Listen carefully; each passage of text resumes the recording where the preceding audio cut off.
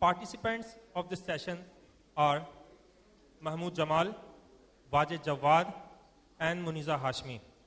The session is being moderated by Mr. Bari Mian. Bari Mian Farang Mahli is a well-known scholar and social figure. He is the president of the Hazrat Mohani Memorial Society and has been an active member of Karachi's literary and art scenes. Bari Mian is a lover of Urdu poetry. He has recently held a series of talks on the classic Urdu ghazals at Cafe 44, Karachi. The total duration of the session is 60 minutes. We would appreciate if complete silence is being observed while the session is in progress. A question and answer session will be held at the end. Please raise your hands and the microphone will be brought to you. Please keep your questions short and precise and refrain from making a statement. Thank you. Sir. सबसे पहले तो मैं शुक्रिया अदा करता हूं आप लोगों की तशरीफ लाएं और ऑक्सफोर्ड यूनिवर्सिटी प्रेस का कि उन्होंने ये हमेशा की तरह इस फेस्टिवल का इनेकाद किया है. मैं पहले तारुफ करा दूं पैनल में जो लोग हैं. मनीजा हाशमी साहबा, फैज साहब की साहबजादी, इनके लिए कोई तारुफ की जरूरत नहीं है और इनसे बेहतर यहाँ मौजूद लोगों में से इनसे बेहतर तो कोई नहीं जानता होगा फैज साहब को.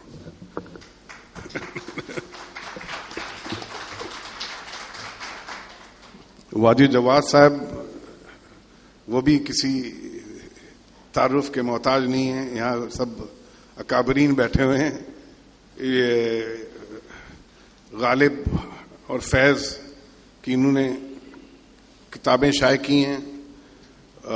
उर्दू गज़ल से इनको लगाव है और गालिब के शादाई हैं और हमारे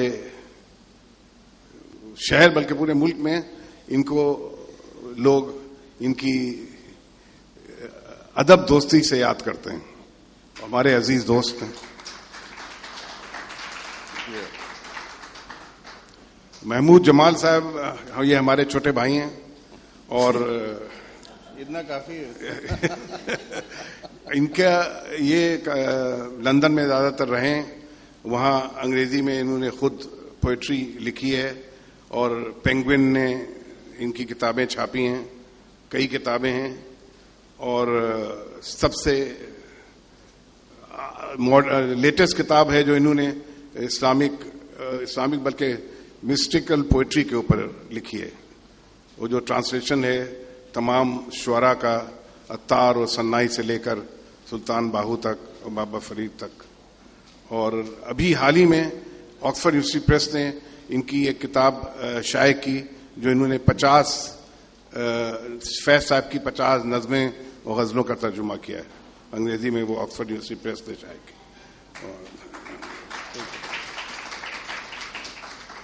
मुझे बहुत मुश्किल काम दिया गया है यहाँ के लोगों से और अपने पैनल के लोगों से पूछा जाए कि फैज साहब, जैसा अंग्रेजी में कहा, why do we love Faiz साहब को, तो एक तो मैं कहूंगा कि बड़ा है दर्द का रिश्ता, ये दिल गरीब सही, तुम्हारे नाम पे आएंगे गमगुसार चले. फैज साहब का नाम एक ऐसा है जो हमारे ख्याल में पाकिस्तान की तारीख में, पाकिस्तान के तमाम लोगों का एक हमारी तारीख का भी हिस्सा है. अदब के तो है ही हैं. एक शख्सियत जो शायर, अदीब, स्कॉलर, टीचर, सियासी रहनुमा, हर चीज में उन्होंने एक अपना सिक्का मनवाया है. और जो सवाल लोगों से किया जाए कि why do we love Faiz, तो मैं फैज साहब, मेरे लिए जब भी मुझे कभी कोई ऐसा मौका आया जब अपने एहसासात क़ल्बी का इजहार करना चाहें और मेरी ज़बान और इल्म कासिर हो उसकी तर्जुमानी करने से, तो फैज साहब काम आए. ایک میں قصہ چھوٹا سا سنا دوں, پھر میں منیزہ ہاشمی صاحبہ سے سوالات کروں گا. کہ میرا ایک بچپنے کا دوست جو ہم لوگ ساتھ پڑھے تھے, وہ امریکہ میں رہتا تھا, اس کا انتقال ہو گیا اور میں جا نہ سکا اس لیے کہ میرے پاس ویزا نہ تھا. تو میں نے فیض صاحب کا وہ نوحہ ڈان میں چھپوایا, ایک طرح کی ٹریبیوٹ اپنے مرحوم دوست کے لیے, کہ مجھ کو شکوہ ہے میرے بھائی کے تم جاتے ہوئے لے گئے ساتھ میری عمر گزشتہ کی کتاب. اس میں تو میری قیمتی تصویریں تھیں, اس میں بچپن تھا میرا اور میرا عہد شباب. اس کے بدلے مجھے تم دے گئے جاتے جاتے اپنے غم کا یہ دمکتا ہوا خورنگ گلاب. کیا کروں بھائی یہ اعزاز میں کیوں کر پہنوں, مجھ سے لے لو میری سب چاک قمیصوں کا حساب. آخری بار ہے لو مان لو ایک اور سوال, تم سے لوٹا نہیں اب تک کبھی مایوس جواب.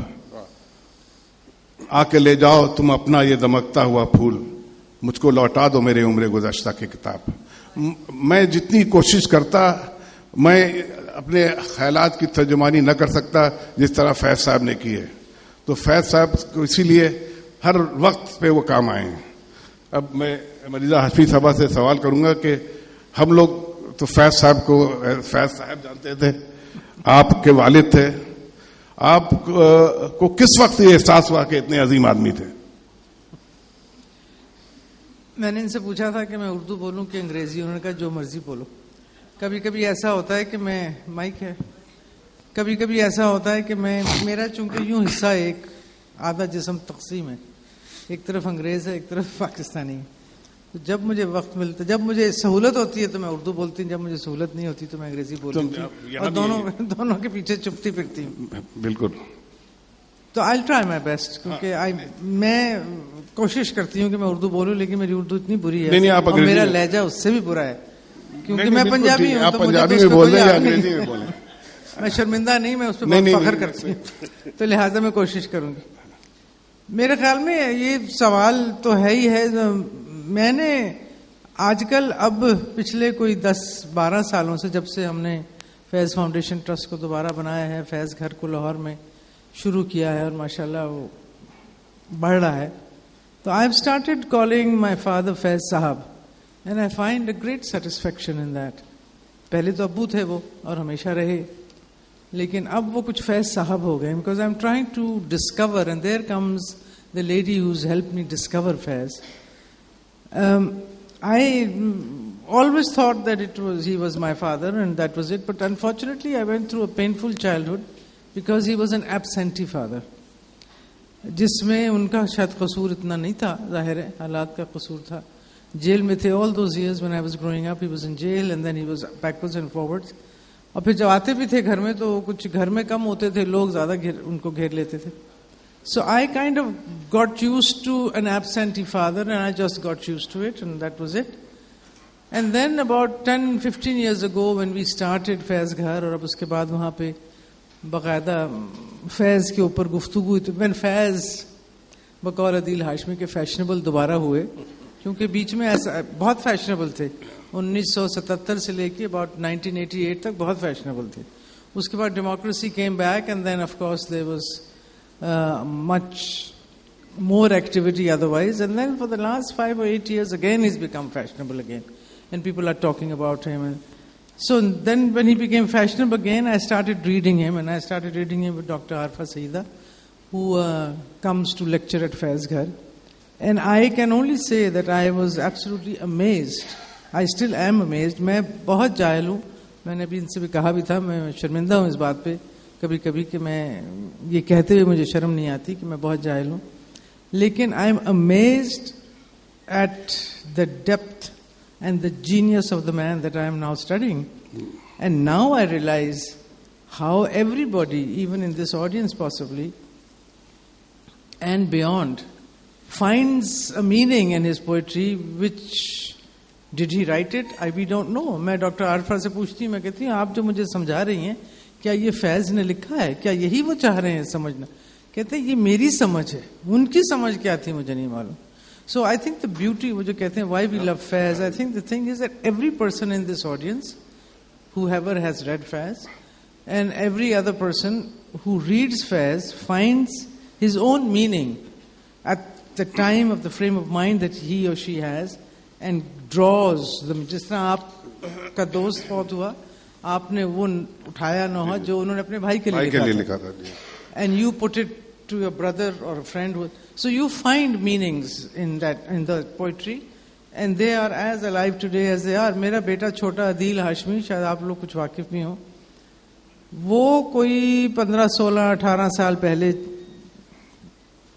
چھوکرا سا تھا. میرے لیے تو آج بھی چھوکرا, لیکن بہرحال. اینڈ ہی, مجھے ایک دن فون آیا صبح کہ میزو آپا عدیل نو منع کرو.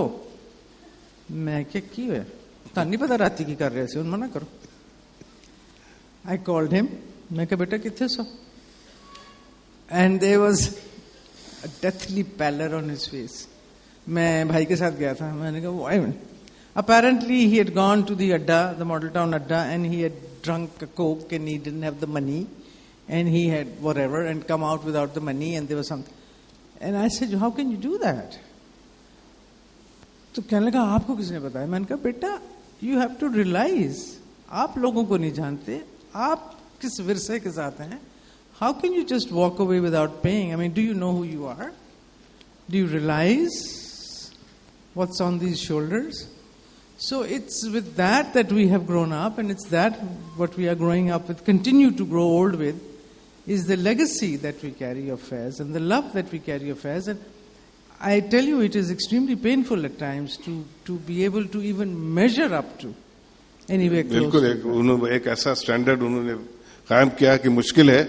اور لیکن آپ کے اوپر جو ان کی وفات کے بعد آپ کو خیال آیا ہوگا کہ کیا کیا آپ وقت ضائع ہوا ہے یا مس کیا ہے.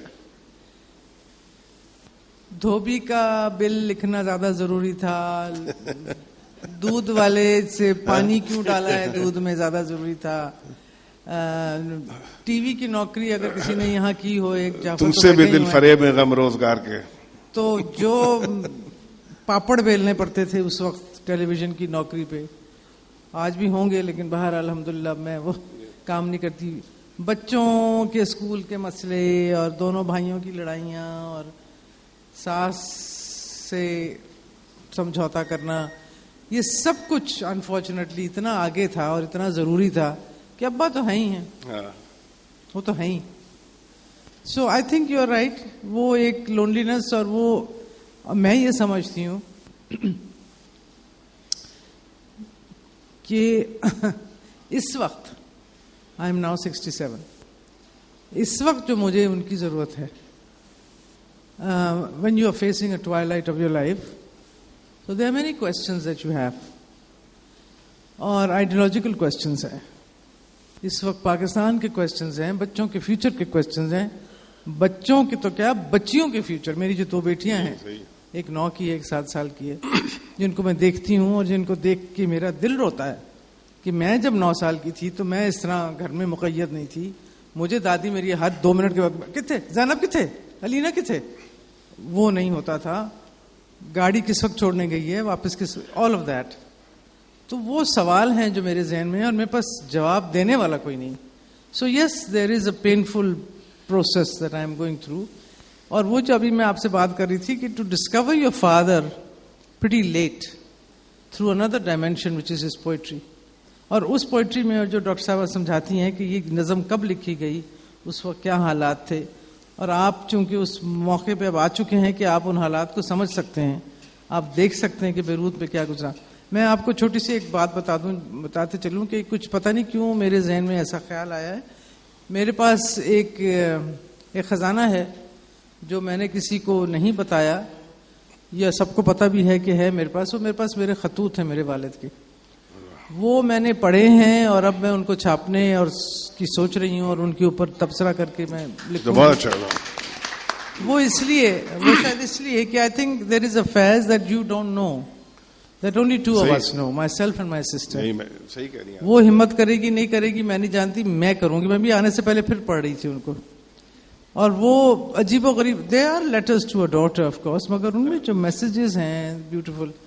तो I think that is the Faiz that hopefully I will be able to bring to an audience at the end of this year, and to put my own self together and to show you the Faiz that I love, which is very different from the Faiz that you love. हम लोग मुंतज़िर रहेंगे उसके.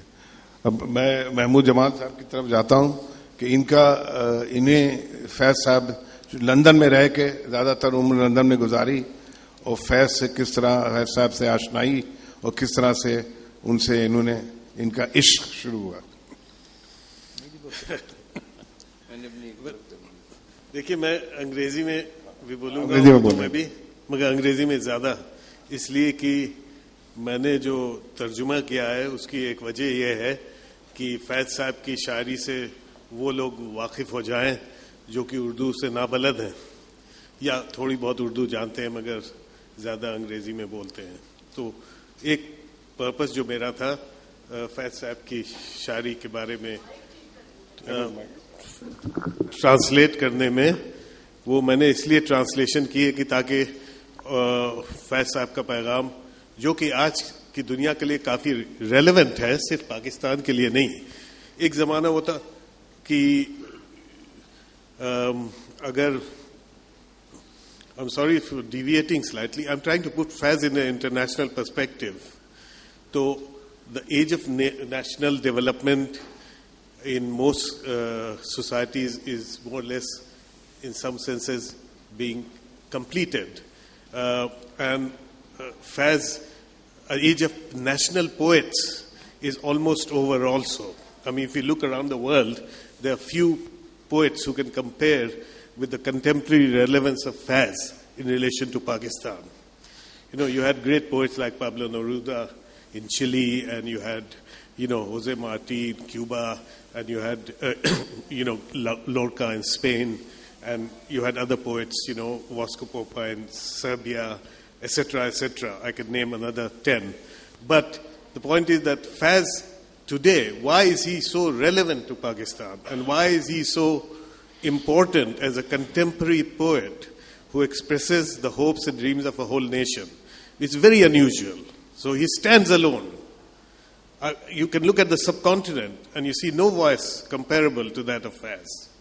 So now I'll come to the topic that we are considering, and I would like to read out something from my book. Where I tried to figure this out myself, this question of why is it that Faiz's poetry touches us so deeply. And I tried to analyze it in very brief terms. Is it his call for revolution, his celebration of love and romance, his humanism, his siding with the downtrodden, his challenge to those in authority, his anger at injustice? If that were all, then he is one among many. After all, modern Urdu poetry is full of revolution and romance. But why does Faiz stand out like no other? All answers to these questions tend to flounder in the search and eventually stutter into a mystifying silence. The secret, I feel, lies in his merging of classical and modern, of his deep understanding of the yearnings of his people, and a desire to speak to all of humanity. In Faiz's poetry, we get a sense of a mission which is unrealizable, a search for a goal which recedes as you near it, and most important of all, a hope that this goal will nevertheless be achieved. Ultimately, the power of his poetry lies in the magic of his words and his genius as a poet. A mystery that can be grasped in moments but escapes the net of words. The poems of Faiz are a chronicle of a nation's dreams and hopes, its agony and its celebrations. Faiz speaks to us in our moment of despair, be it in the individual pangs of romantic love or in the collective despair of a nation seeking a better tomorrow.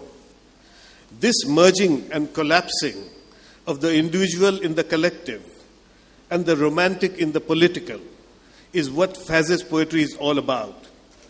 And nowhere is it more evident than in poems such as Mujhse Pehli Si Mohabbat or Do Ishq.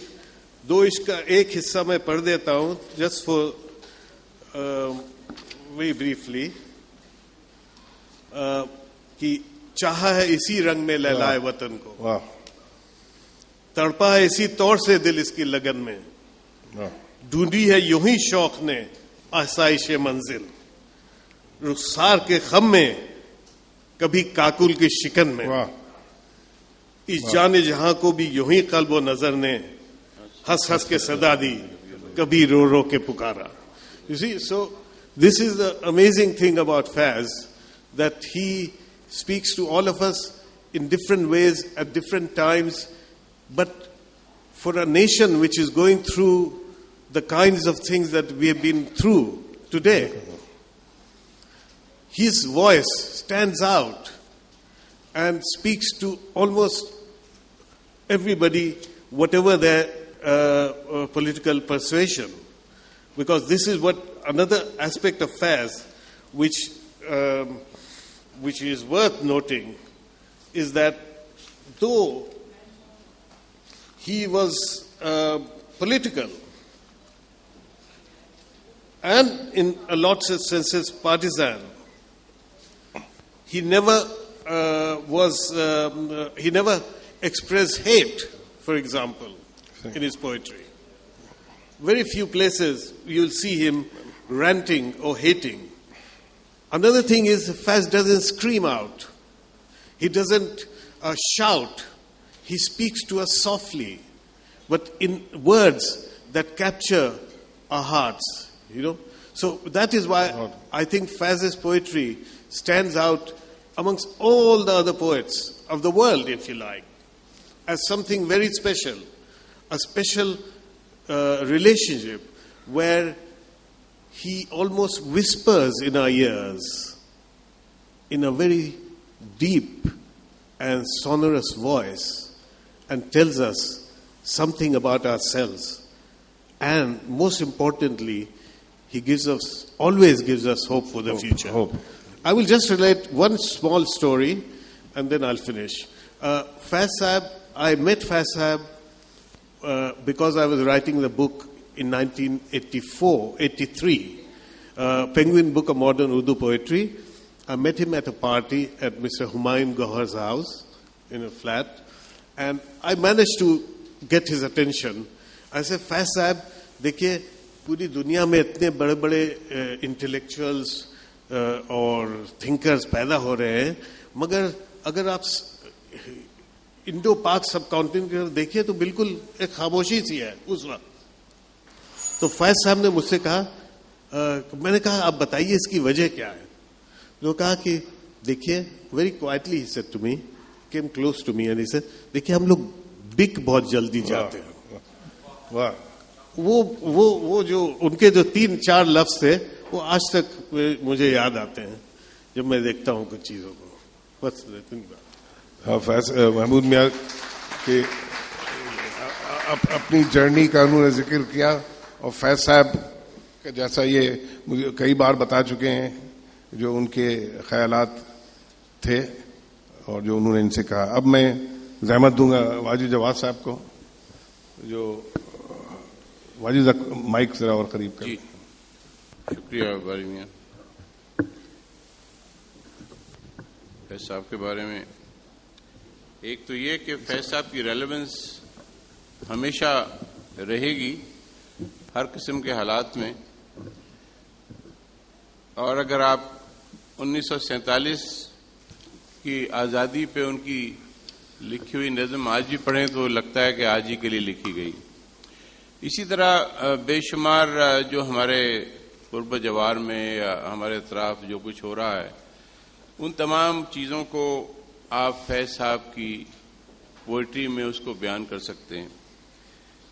एक ज़माने में कुछ जब यहाँ जमहूरियत का दौर दौरा हुआ तो मैं समझा शायद कि अब ये रेलेवेंट सा हो गया है, बहुत सारी चीज़ें अब शायद उनकी ज़रूरत न रहे, लेकिन वो फिर दोबारा से उनकी ज़रूरत पेश आ गई है.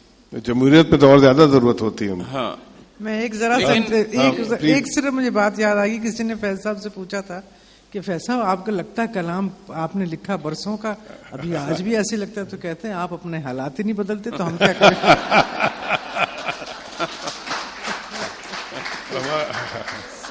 کہتے ہیں حالات حاضرہ کو کئی سال ہو گئے. تو میں چند ایک فیض صاحب کی اقتباس آپ کو پیش کرتا ہوں جس سے کہ یہ اچھا. پھر دوسری بات یہ کہ سب سے بڑی بات شاعر کی جو ہے حساسیت اور اس کو بیان کرنے کا جو ملکہ یا اس کی ایکسپرٹیز ہے کہ وہ کن خوبصورت الفاظ میں اس کو بیان کرتے ہیں. اب آپ دیکھیے فیض صاحب جب مشرقی پاکستان کے علیحدہ ہونے کے بعد بھٹو صاحب کے ساتھ ڈھاکہ گئے اور وہ جو کیفیت ان پر طاری ہوئی وہ جب آپ فیض صاحب کی اس نظم میں سنتے ہیں تو پھر آپ کو معلوم ہوتا ہے کہ کس قدر درد. بالکل. اور میں ڈھاکے میں تھا تو مجھے اور زیادہ اس کا میں وہ یہ صحیح کہہ رہے ہیں. یہ ڈھاکے کہتے ہیں, ڈھاکہ نہیں نا, آپ کی تصحیح بھی کی. لفظ ڈھاکہ ہے, بات کریں گے تو ڈھاکے کہیں گے.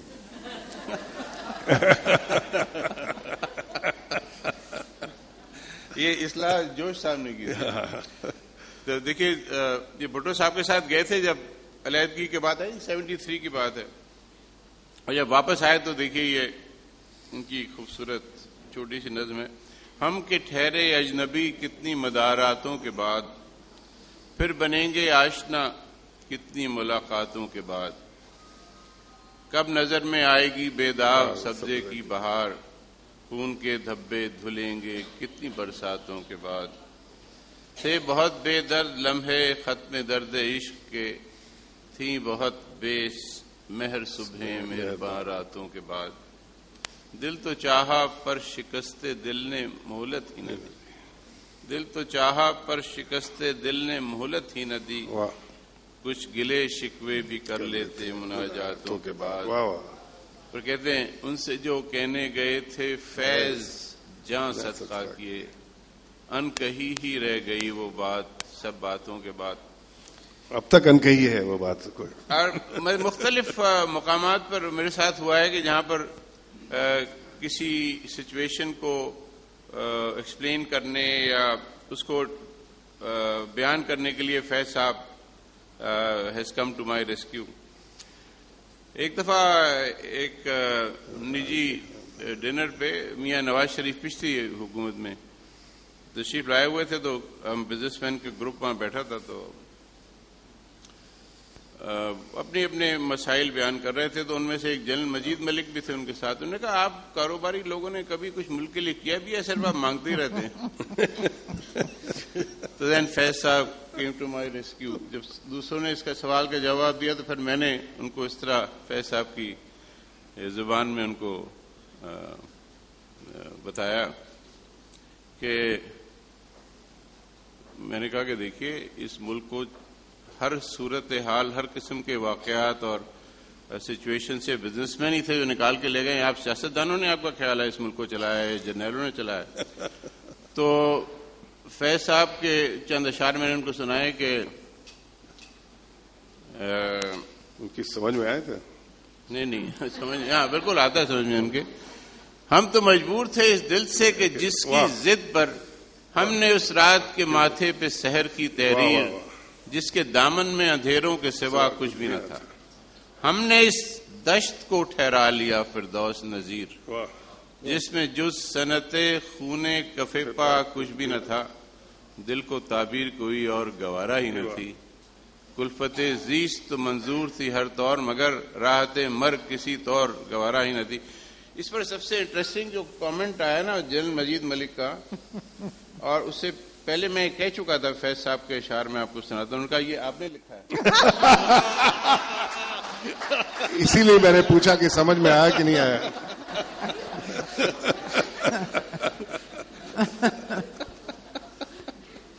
اچھا, یہ کراچی کی صورتحال جس طرح ہے یا ملک کی بھی ہے. فیض صاحب نے دیکھیے 83 میں فروری میں لکھا ہوا تھا, گو سب کو بہم ساغر و بادہ تو نہیں تھا, یہ شہر اداس اتنا زیادہ تو نہیں تھا. گلیوں میں پھرا کرتے تھے دو چار دیوانے, ہر شخص کا سچ چاک لبادہ تو نہیں تھا، تھک کر یوں ہی پل بھر کے لیے آنکھ لگی تھی، سو کر ہی نہ اٹھیں یہ ارادہ تو نہیں تھا. اسی طرح اب دیکھیے ایک سچویشن ہے ہارٹ اٹیک. اب آپ اس کو کس خوبصورتی سے فیض صاحب نے بیان کیا ہے جو ان پر گزری ہوگی. درد اتنا تھا کہ اس رات دل وحشی نے ہر رگے جاں سے الجھنا چاہا، ہر بنے منہ سے ٹپکنا چاہا، اور کہیں دور تیرے صحن میں گویا پتا پتا میرے افسردہ لہو میں دھل کر اس نے مہتاب سے آزردہ نظر آنے لگا میرے ویرانہ تن میں گویا. اب دیکھیے یہ اس کی کیفیت جو ہے درد کی شدت کی کس خوبصورتی سے بیان کر رہے ہیں. میرے ویرانہ تن میں گویا سارے دکھتے ہوئے ریشوں کی تنابیں کھل کر سلسلہ وار پتہ دینے لگیں رخصت قافلہ شوق کی تیاری. اور جب یاد کی بجھتی ہوئی شموں میں نظر آیا کہیں ایک پل آخری لمحہ تیری دلداری کا، درد اتنا تھا کہ اس سے بھی گزرنا چاہا، ہم نے چاہا بھی مگر دل نہ ٹھہرنا چاہا. ایک میں آپ کو ایک آدھ اور سنا دیتا ہوں. یہ آپ دیکھیے یہ جو ان کی غریبوں کے لیے جو درد تھا، ناداری، مفلسی، تو اس پر ایک فیض صاحب کی ایک بہت مشہور نظم ہے. اب آپ اس میں دیکھیے کہ کس طرح یہ وارن کر رہے ہیں سوسائٹی کو کہ بھائی ان چیزوں کو ایڈریس کرو، یہ ایک بہت بڑا ایشو ہے. جس کا عنوان ہے کتے. یہ گلیوں کے بیکار آوارہ کتے کہ بخشا گیا جن کو ذوق گدائی، زمانے کی پھٹکار سرمایہ ان کا، جہاں بھر کی دھتکار ان کی کمائی، نہ آرام شب کو نہ راحت سویرے، غلاظت میں گھر نالیوں میں بسیرے، جو بگڑے تو ایک دوسرے سے لڑا دو، ذرا ایک روٹی کا ٹکڑا دکھا دو. یہ ہر ایک کی ٹھوکریں کھانے والے، یہ فاقوں سے اکتا کے مر جانے والے. یہ مظلوم مخلوق اگر سر اٹھائے تو انسان سب سرکشی بھول جائے. یہ چاہیں تو دنیا کو اپنا بنا لیں، یہ آقاؤں کی ہڈیاں تک چبا لیں. کوئی ان کو احساس سے ذلت دلا دے، کوئی ان کی سوئی ہوئی دم ہلا دے.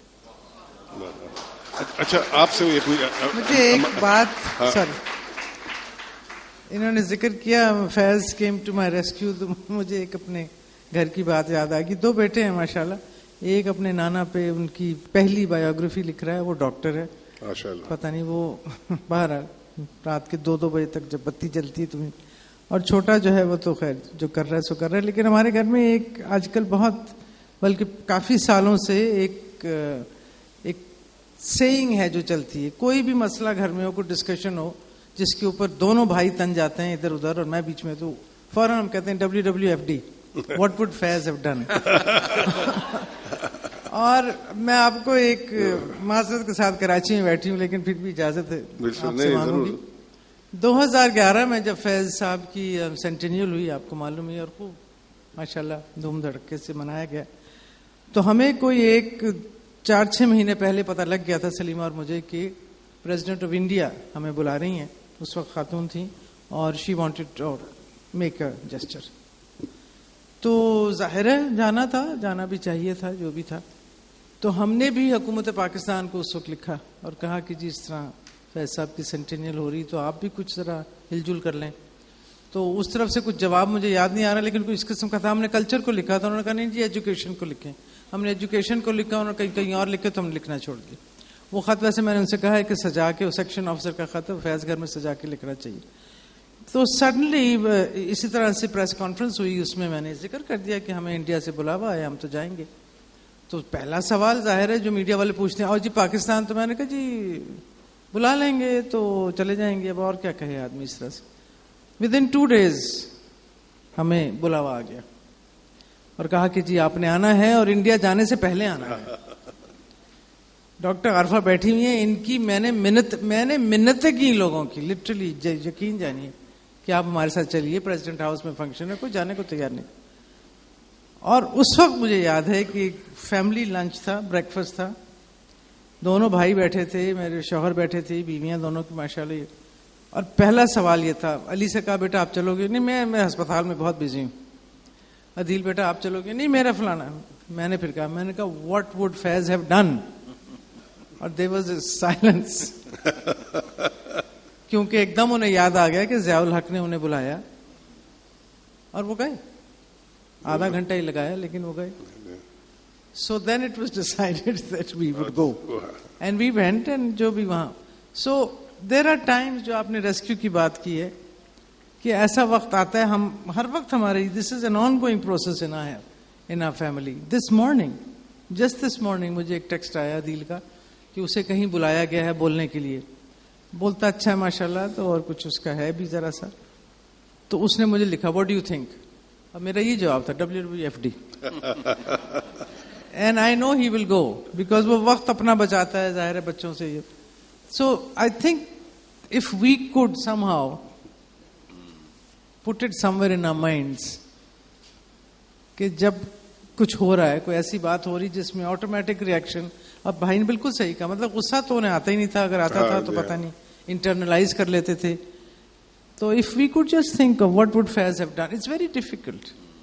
میں کبھی کبھی سوچتی ہوں کہ بچوں سے میرے جو خط میں پڑھ رہی تھی اس میں سے اتنی اداسی ٹپکتی. بیروت کا خط ہے, خود سیلف افلکٹڈ ایگزائل تھی لیکن وہ آنا ہی نہیں چاہتے تھے. وہ میں کبھی کبھی کہتی ہوں, آج تو بہرحال اعلان کہی دوں, ایسے کہتی ہوں تھے. He was completely non confront, he didn't like confrontation and he was an escapist. For him he would be like that kabutar, he would just close his eyes. He just, if he didn't want to see it, he just didn't want to see it because it pains you. I mean اگر آپ کچھ دیکھتے ہیں جو آپ کچھ کر نہیں سکتے اس کے بارے میں تو پھر آپ کیا کریں, پھر آپ آنکھ. تو that is what he used to do and he would just, لکھا ہوا ہے میرے پاس ایک خط ہے جس میں انہوں نے, آخری بات کر رہی ہوں, جس میں انہوں نے لکھا ہے کہ تم نے, میں تو اپنے رونے روتی تھی, کمال کی بات میں انہیں انگریزی میں خط لکھتی تھی, وہ اردو میں جواب دیتے تھے. تو اس میں لکھا ہوا ہے کہ تمہارے خط پڑھ کے بہت تکلیف ہوئی کہ تمہیں ٹیلی ویژن, یہ وہی زمانے ہیں 77 کے جب مجھ پہ خاص نظر عنایت تھی حکمرانوں کی بھی اور پی ٹی وی کی بھی, اور اپنا ٹرانسفر ہو گئی تھی, پروموشن بند تھی, فضول پروگرام دیے جا رہے تھے, بہت تکلیف ہوتا ہے تمہاری بات سن کے اور یہ وہ کہ تم پہ, لیکن تم ہمارے ساتھ ہماری طرح ایک نسخہ آزماؤ اور وہ تم سوئچ آف کر لیا کرو.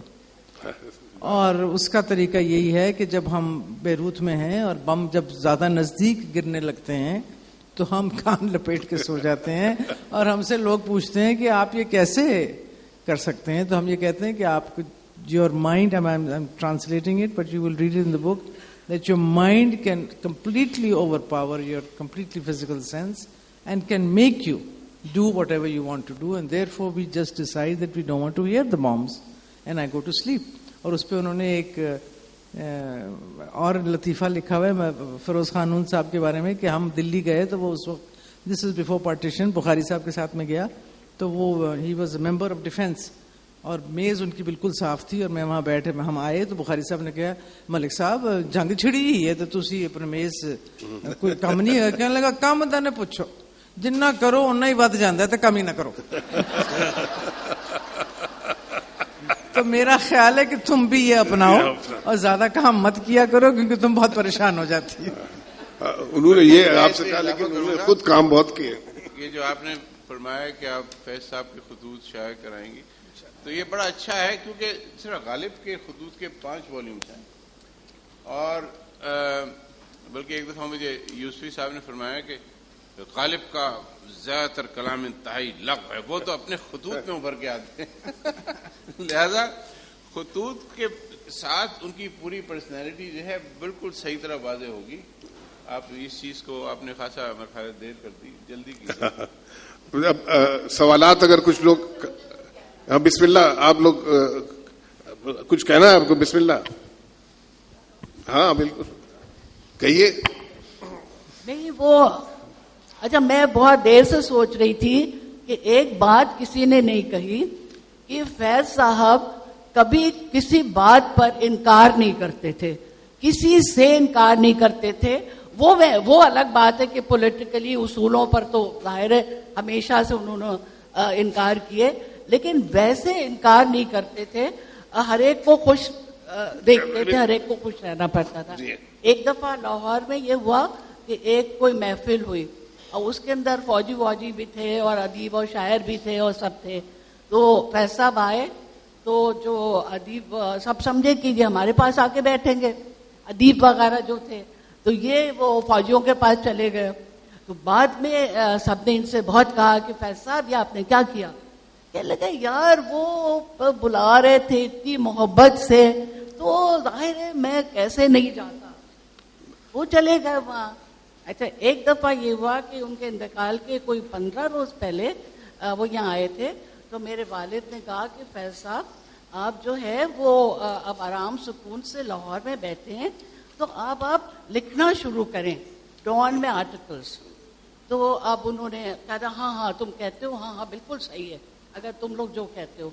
अच्छा, फिर अबू ने क्या किया कि वो पूरी लिस्ट बनाई कि किन मौजूआत पर ना उनको बताएं कि आप इस पे लिखें, और ये लेने चले गए। वो आमना बेगम मजीद के घर में रहते थे फैज साहब।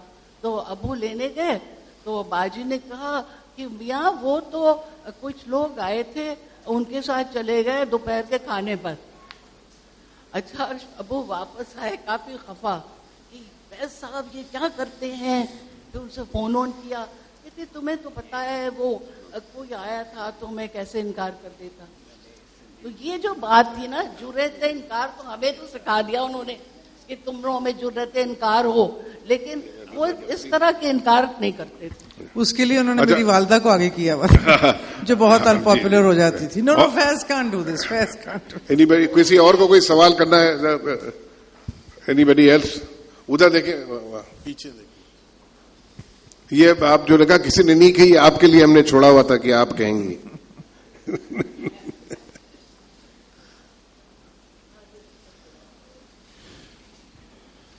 अभी मुनीजा हाशमी साहिबा ने जो कहा कि what would Faiz have done, I think he is already done what he came to do. Now it's up to us to pay him back. I think we should, even if we can do that partly, it would be a tremendous tribute to him. Thank you, thank you. अच्छा, ये अभी मुनीजा साहिबा ने जो Beirut का जिक्र किया और ये खत लिखने का जिक्र किया, तो उन्होंने अपनी एक नज्म में ये बैरूत का जिस तरह ही used to cope with the situation there, वो भी बयान किया। माइक करीब करें। बड़ी खूबसूरती से बयान किया। बल्कि मुझे फखर आरिफ साहब ने बताया था कि बैरूत से खत आया है कि आज सुबह एक बाहर से गोली आके लगी मेरे मुलाजिम को और वो मर गया, तो ये नज्म हो गई है तो मैं भेज रहा हूं। मेरे मिलने वाले, मतलब ये कि मुझसे सुबह शाम ये चीजें मिलती हैं। उधर खुला मेरे गम का देखा, वो आ गए मेरे मिलने वाले।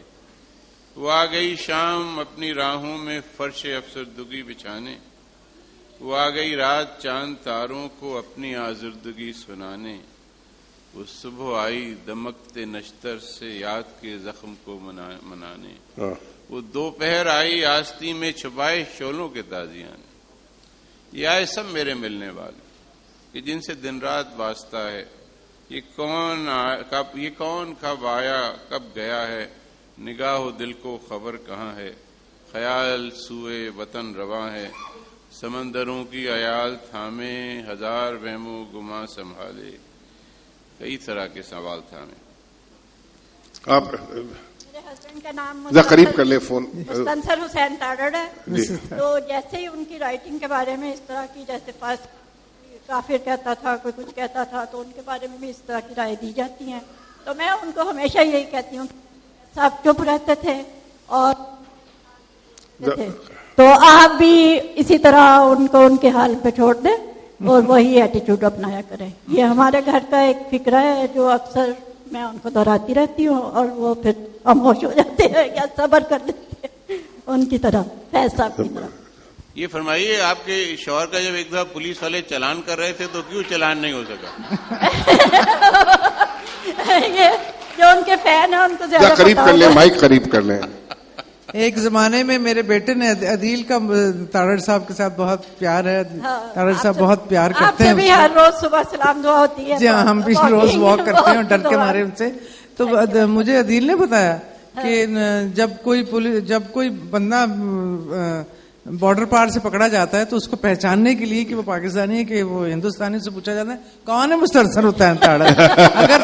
اگر انہوں پتا ہے تو پاکستانی, اگر انہوں نہیں پتا تو ہندوستانی. اور ہم لوگ کے پاس کتنا وقت ہے ابھی؟ جی مائک دے ادھر دے. Thank you so much. Assalamu alaikum. It has been a privilege to come here and listen to you. I just wanted to share something with you. جتنی بھی باتیں میں نے آپ کی سنی ہے یا لوگوں کی سنی ہے, there has been a common thread running through everything. Faiz Saab coming to your rescue, and that has been true for me too, in a very strange way. Recently, about 6-7 months ago, I got sick, and for some reason I got fixated on death. تو میں بہت زیادہ سوچتی تھی اس کے بارے میں, and then میں نے فیض صاحب کو بہت پڑھا ہے. مجھے جب بہت زیادہ ڈپریشن ہوتی تھی تو what I did was that I used to recite one of his poems to myself, جس روز قضا آئے گی. And for some reason I don't know why I kept reciting it to myself, and for some reason it helped me put a beautiful face on death. I stopped seeing it as a grisly phantom, and I started looking at it as someone who could be perhaps a beautiful friend. So I think I'm going always to be thankful to him for resolving this for me. He really has been a good friend. Thank you so much. That is why people love him as a man, as a poet, and as a father, like Moneeza Sahaba said, or Faiz Sahab. جتنا وقت آپ لیں ان کے بارے میں گفتگو کرنے کا وہ کم ہے, بیکاز ایک سمندر تھا جس میں لوگ, جیسے آپ نے کہا, اپنے حسب اپنی حسب سے مدارج ان سے افادہ کرتے رہتے تھے. کوئی فیض کو سمجھنا آسان کام نہیں ہے, آسان نہیں ہے. آسان اتنی زبانیں چل رہی ہیں اس میں, اردو چل رہی ہے, فارسی چل رہی ہے, عربی چل رہی ہے, سو مینی کانوٹیشن. میں دکان پہ کسی ایک دکان کھوکھے پہ گئی ہوئی تھی تو کوئی چیز لینے کے لیے, تو ایسی وہ مجھے جانتا ہے. بچی آئی تو انہوں نے کہا تسی جانتے ہو نا, تو اس نے کہا کہ نہیں. کہ نہیں, فیض صاحب کی بیٹی. ہائے بڑا ہی مشکل لکھتے ہیں, میٹرک میں ہم نے پڑھا تھا, بڑی مشکل سے پاس ہوئی تھی. میں ان کا بہن میرا بھی یاد عامر سے.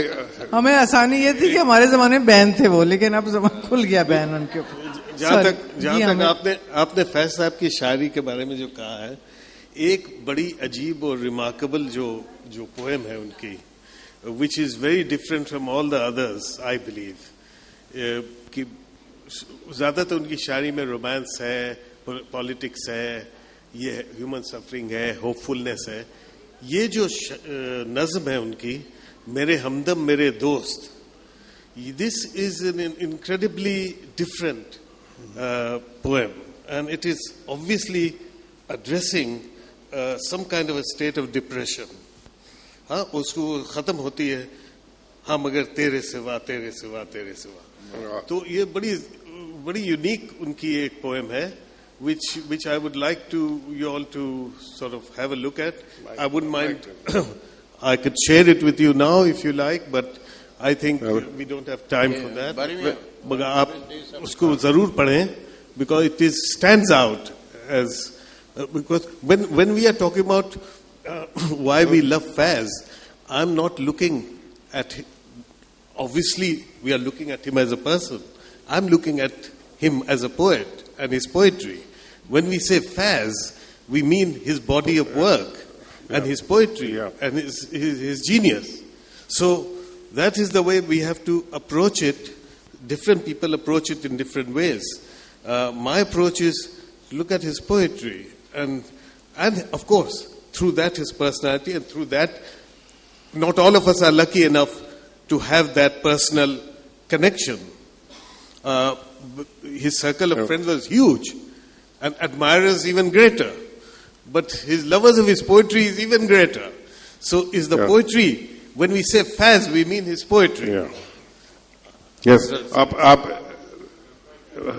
عامر بھائی, آپ کہنا چاہ رہے ہیں, سوال کرنا چاہ رہے ہیں آپ؟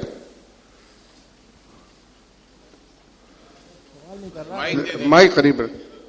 چھوٹا سا واقعہ بتا رہا ہوں کہ میں نے بہت ویسے خبر پڑھا تھا منیزہ ہاشمی صاحب جو کہہ رہی ہیں اس کو آگے لے جا رہا ہوں کہ ان کو لینن پیس پرائز ملا تھا، رشا گئے تھے. جب واپس آئے تو ابو الحسن حفیظ جالندھری مرحوم نے آواز نہیں آ رہی، منہ کی طرف رکھیے نا. ابو الحسن حفیظ جالندھری مرحوم نے ایک بڑا اس ذاتیات پہ ایک کسکیدنگ کرٹیسزم تھا، میں نے پڑھا، لیکن میں اس کا فیض صاحب نے یا ان کے بہاف پہ کسی نے کوئی ریبٹل نہیں دیا، صرف یہ بتانا چاہ رہا. شکریہ. عامر سید صاحب.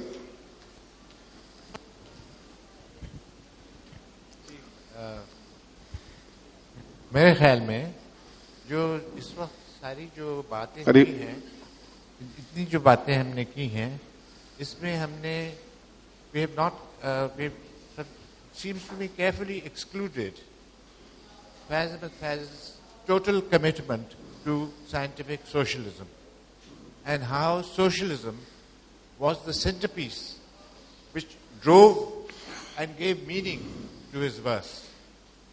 And the pain and suffering was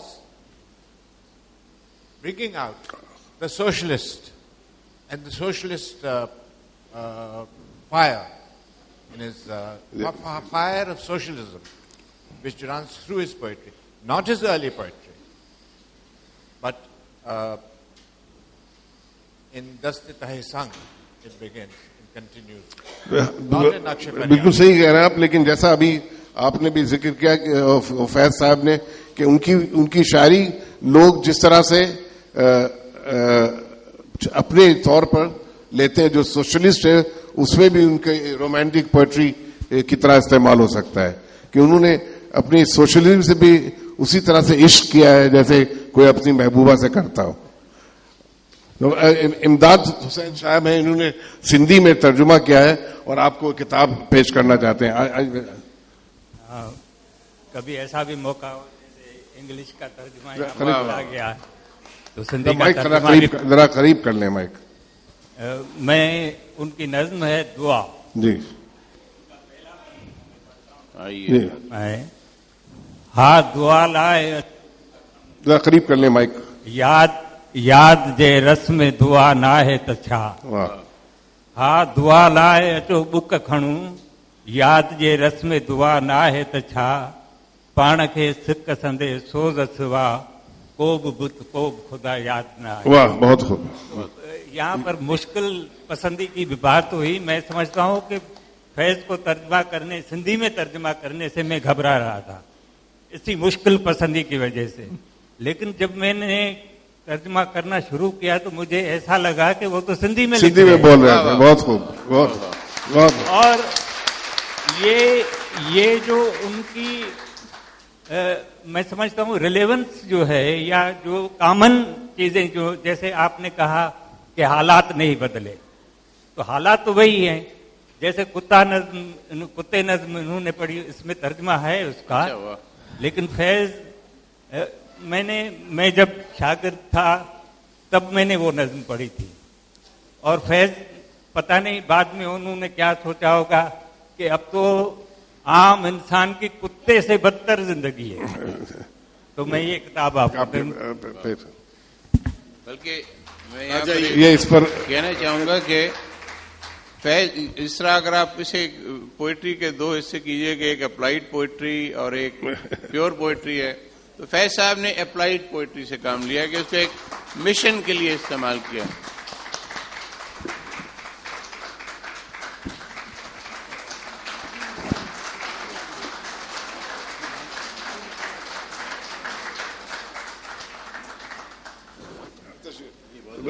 ایک دفعہ میں پھر آپ سب کا شکریہ ادا کرتا ہوں، اور جیسا میں نے کہا فیض صاحب کے ان کی شخصیت، ان کی شاعری کے باتیں کرنے کے لیے جتنا بھی وقت ملے کم ہے، لیکن جیسا کہ شاعروں نے ذکر کیا کہ ان کی تمام شاعری میں اپنے حالات جیسے بھی برے ہوں ایک امید ہمیشہ انہوں نے رکھی ہے. تو اس پر میں ختم کرتا ہوں کہ ظلم کا زہر گھولنے والے کامراں ہو سکیں گے آج نہ کل، جلوہ گاہے وصال کی شمیں وہ بجھا بھی سکیں اگر تو کیا، चांद को कबूल करे तो हम जाने.